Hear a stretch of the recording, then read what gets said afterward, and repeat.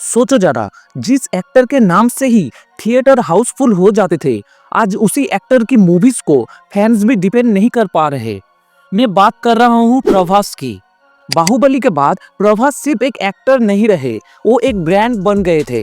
Baahubali movie के लिए उन्होंने 5 साल से ज्यादा का टाइम दिया, अपनी बॉडी को ट्रांसफॉर्म की, डायलॉग डिलीवरी पे काम किया और एक ऐसे कैरेक्टर को जिया जो इंडियन सिनेमा के हिस्ट्री में अमर हो गया। और इसी वजह से Prabhas overnight pan India superstar बन गए। नॉर्थ हो या साउथ, जब भी प्रभास की मूवी अनाउंस होती थी, लोग ऑलरेडी मान लेते थे कि ये मूवी बड़ी होगी। लेकिन दोस्तों, पिछले कुछ सालों में ये एक्साइटमेंट धीरे धीरे फ्रस्ट्रेशन में बदल गई। राधेश्याम, आदिपुरुष और अब द राजा साहब, इन मूवीज के बाद लोग ये बोलने लगे कि प्रभास के नाम पे बस हाइप बेची जा रही है, कंटेंट नहीं। आज की इस वीडियो में हम डिटेल में समझेंगे कि आखिर प्रभास से लोग डिसअपॉइंटेड क्यों हो रहे हैं। बैड मूवी चॉइसेस सबसे बड़ा रीजन है प्रभास के मूवी चॉइसेस। राधेश्याम, आदिपुरुष और द राजा साहब, तीनों मूवीज में एक बात कॉमन है, प्रभास के पर्सनालिटी और स्ट्रेंथ के बिल्कुल ऑपोजिट। जब राधेश्याम अनाउंस हुई थी, तब ऑडियंस ने सोचा था कि प्रभास एक इंटेंस, मैच्योर, रोमांटिक फिल्म ला रहे हैं, लेकिन मूवी निकली slow, emotionless, over stage, no emotional connect. Prabhas जैसे लार्जर देन लाइफ हीरो को एक confused, low energy romantic role में देखना ऑडियंस के लिए बिलीवेबल नहीं था। एज ए रिजल्ट मूवी को ऑडियंस ने फर्स्ट डे पे ही रिजेक्ट कर दिया। इसके अलावा आदिपुरुष एक गोल्डन अपॉर्चुनिटी थी।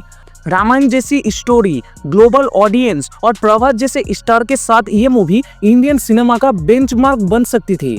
लेकिन हुआ क्या?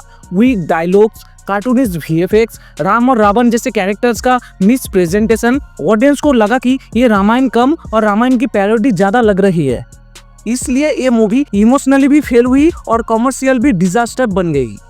लेकिन इन सब के बावजूद द राजा साहब से फैंस को थोड़ी उम्मीद थी, क्योंकि ये एक मासी एंटरटेनर होने वाली थी।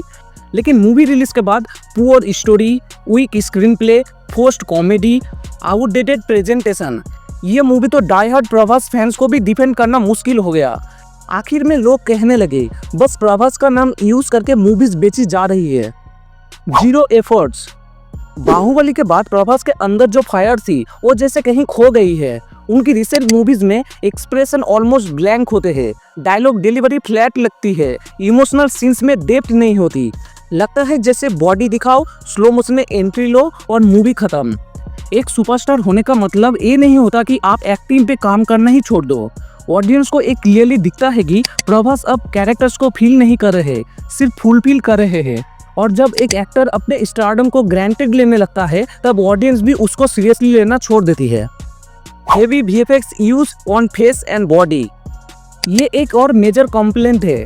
आज के टाइम में वीएफएक्स एक टूल है, लेकिन प्रभास की मूवीज में वीएफएक्स एक कवर अप बन गया है।